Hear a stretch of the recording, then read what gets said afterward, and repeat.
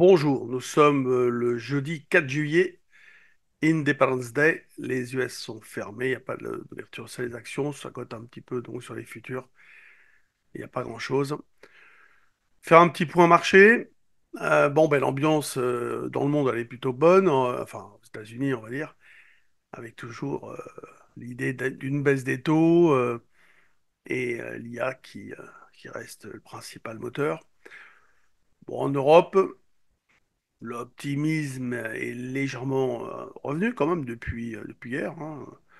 Bon, aujourd'hui, c'est la continuité d'hier, il n'y a pas grand-chose. On est un peu en roue libre dans ce mouvement de rebond. On est toujours entre les mêmes limites, hein, depuis maintenant un certain temps. Alors, sur le futur US, haussier, toujours haussier, pas d'indication de repli. Marché allemand, ici en bas à droite, ici. Bon, vous avez une dérive un peu comme sur le CAC, un petit peu comme sur évidemment l'Eurostoxx, mais avec moins de baisse et on est sur des plus hauts alors que là on est un petit peu en dessous. Enfin bon, ça va pas jouer beaucoup, mais quand même, on a une petite surperformance du DAX dans cette situation. L'Eurostoxx c'est pareil évidemment que le DAX puisque c'est le CAC plus le DAX, oui, divisé par deux si on peut dire. Et Et donc le CAC qui se retrouve en haut de la zone d'évolution depuis le 14 juin. Alors bon, dès le départ, hein, j'avais annoncé la couleur sur BFM, et puis bon, évidemment, dans notre service, le trade du jour, vente de volatilité plutôt que de prendre des positions sur les futurs. Je parle dans une perspective long terme. Après, en intraday, bon, on a eu un comportement plutôt opportuniste, pas de rien de fort, rien de significatif. De toute façon, c'est pas le moment de prendre de grandes décisions. Donc, qu'est-ce qu'on a fait? Bah, vente de call, vente de put, avec des vols à 20, 22 à l'époque, 22, 23, 24 même. Et puis, on laisse sécher, hein, on attend. Le temps joue pour nous. L'ensemble des acteurs des marchés bon, sont plutôt prudents. Les gérants, les gestions sont plutôt protégés sur l'Eurostoxx, parce qu'ils prennent position, eux, sur l'Eurostoxx. En général, eh bien, ils sont acheteurs de put court terme. D'ailleurs, là, on a une volatilité sur juillet autour de 16 et quelques. Et ils sont vendeurs de put long terme sur septembre. C'est un peu plus, hein. Donc, ils ont fait un spread calendar, un achat de spread calendar avec une vol à la vente vers 14,5, 2 points de moins. C'est logique, hein, on attend un retour à normalisation, on va dire, avec un marché qui va avoir digéré tout le stress. Et peut-être que ça ira mieux d'ici là, c'est un peu ce que pense une grosse majorité d'opérateurs. En tout cas, bon, bah, la dépense qu'on fait sur le mois de juillet, on essaye de le gagner en valeur temps sur septembre. Ça ne veut pas dire que cette position, ils vont la garder jusqu'en septembre, hein. C'est parce que si jamais on a le temps qui passe, donc ça c'est une certitude, si on a une baisse de volatilité appliquée sur une durée plus longue, ça sera intéressant. Alors, sur la gouvernance de la France, bon, bah oui, évidemment, il y a beaucoup de questions qui se posent. Bon, vous avez déjà tout entendu.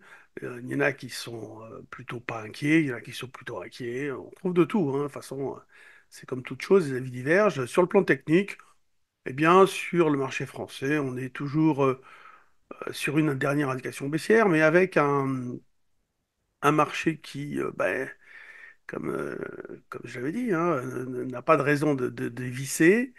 Il reste bien construit. Il reste, enfin, à l'abri, je pense, d'une forte baisse, donc, et les différents acteurs sont plutôt à la recherche d'idées à l'achat. Alors, c'est pas le choix qui manque, hein. Entre les valeurs sensibles, enfin, avec un chiffre d'affaires assez significatif en France ou dans le viseur d'éventuelles mesures qui seraient mises en place par le gouvernement du Rassemblement national, comme Engie, hein, l'énergie, Vinci, alors c'était la nationalisation des autoroutes, mais tout ça. Vous savez, il y a un gap, hein, encore une fois, tout ça, c'est pas nouveau, c'est ce que j'avais dit le premier jour, hein. C'est pour ça que je disais, bon, moi, je m'affole pas trop. Entre les promesses et les réalités, il y a un gap. Et bon, bah, ça semble être maintenant un peu la logique qui domine. Et le marché, donc, qui tient. Mais par contre, c'est vrai qu'on peut se poser beaucoup de questions pour la suite. Le budget va être reconduit peut-être à l'identique s'il n'y a pas de décision qui peuvent être prendre. Et puis, bah, le déficit, ça va pas s'arranger, quoi. Alors voilà, après, à long terme, c'est un petit peu plus gênant, mais en tout cas, pour l'instant, on a une neutralité sur l'Eurostoxx avec un biais haussier, hein. On reste haussier. On a aussi une neutralité sur le DAX à court terme, mais avec un biais haussier, c'est-à-dire prioritairement, j'achète ces deux marchés. Le CAC, normalement, prioritairement, on vend, mais là, cette situation est très particulière. Donc, j'ai pas.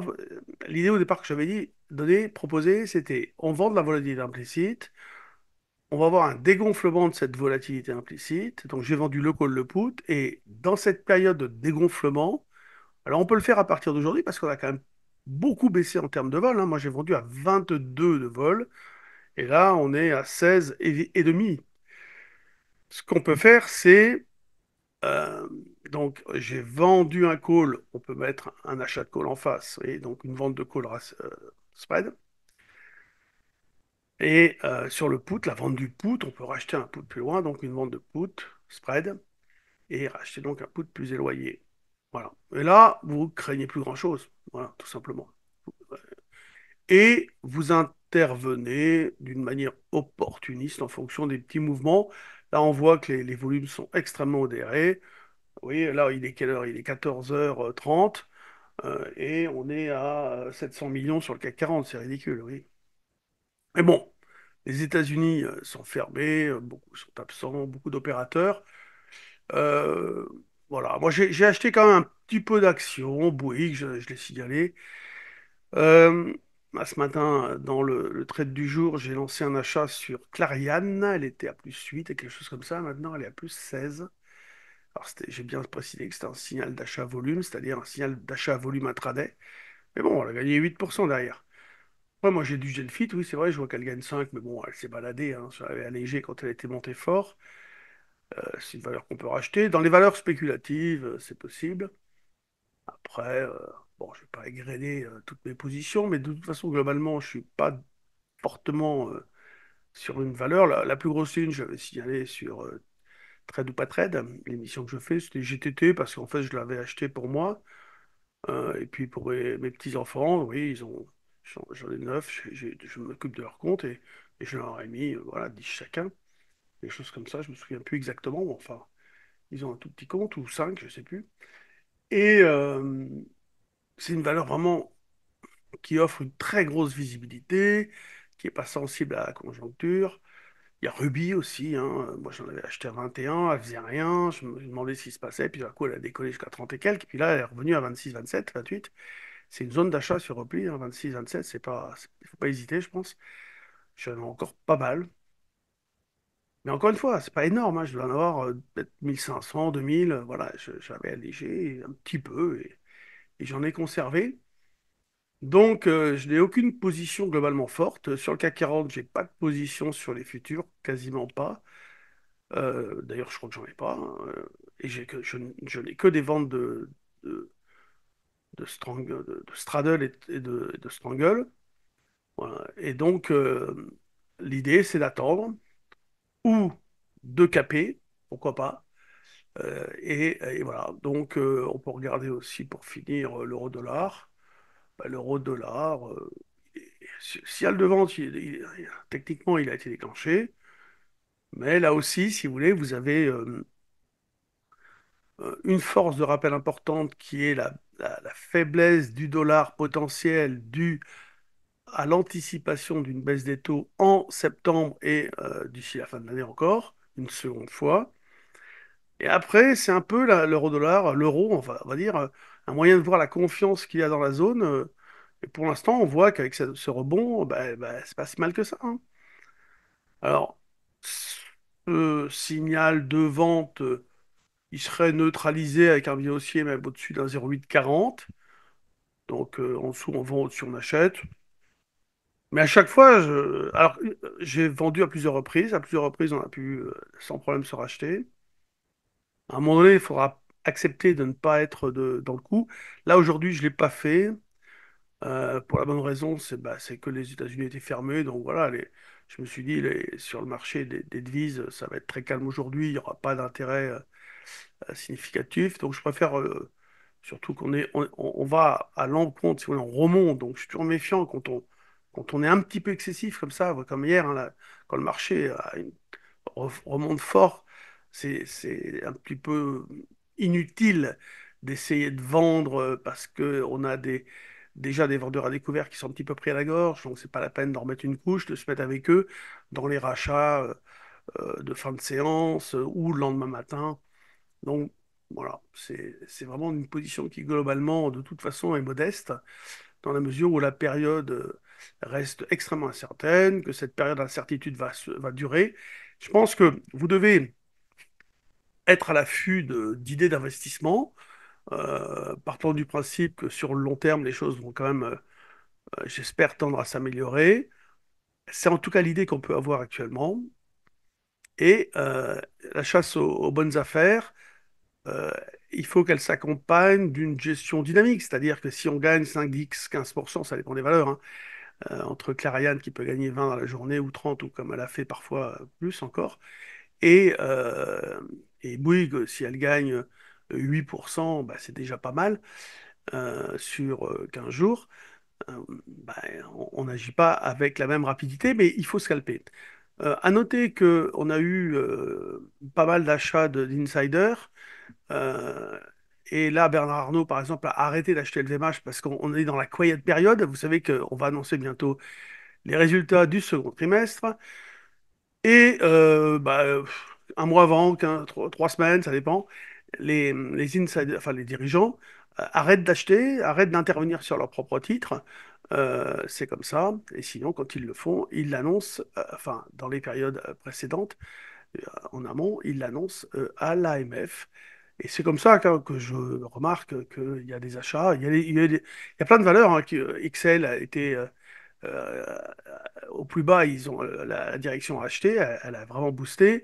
Elena, pareil, hein, quand ils ont commencé à acheter, elle a vraiment boosté. Ça peut être des indications importantes, surtout sur des valeurs où vous vous dites, a priori, c'est peut-être pas si dramatique que ça. Et bah, qu'est-ce que fait qu'est-ce que fait la direction? Si vous voyez rien, bah ça, ok. Si vous voyez des achats, ça peut être un catalyseur de votre décision finale qui va être de dire, bah, je pense que c'est bon et en plus, là, les insiders achètent. Donc oui, c'est certainement une bonne chose. Vous voyez, Rémi Cointreau, j'ai vu des achats d'insiders, mais dans un environnement tellement négatif pour Rémi Cointreau, je l'ai pas, ça m'a pas donné envie d'acheter. Maintenant, c'est vrai qu'il y a des achats, il y a eu des achats importants, mais très hauts aussi hein, par rapport au cours actuel. Donc, voilà, bah écoutez, marché sur les indices actions qui restent quand même avec une petite dose d'optimisme. Aux États-Unis, alors là, on bat les records. De toute façon, il n'y a pas d'indication de repli. Il n'y a pas grand-chose d'autre à signaler. J'essaierai de faire un point de temps en temps, assez rapide. N'oubliez pas, hein, je passe sur BFM encore. Ah, je passerai moins encore en septembre, hein, parce que là, j'avais demandé à passer une fois normalement sur le match des traders. Et je passais 2 fois. Je vais peut-être conserver ce rythme. Mais voilà, ça, vous pouvez me retrouver sur Trade ou pas Trade, sur Bismart. Je ne sais pas ce que ça va devenir, ce que la chaîne va devenir, mais bon, j'espère qu'elle va continuer. Et puis, donc Trade ou pas Trade, c'est tous les 15 jours, c'est avec la Société Générale. Et si vous voulez en savoir un petit peu plus sur les stratégies qu'on met en place, alors il y a un suivi au quotidien, plusieurs fois dans la journée. En ce moment, on a des offres, alors on communique très peu sur le site. Vous nous appelez si vous avez de l'intérêt, n'hésitez pas, vous nous demandez voilà, un prix, comment ça fonctionne, et on vous le dira. En tout cas, ça sera inférieur aux prix qui sont mis sur le site. Bonne journée et à bientôt. Soyez prudents sur les marchés, prenez beaucoup de plaisir à trader, ne vous mettez pas du stress, c'est pas la peine. Et voilà, passez de bonnes vacances pour ceux qui partent. Salut!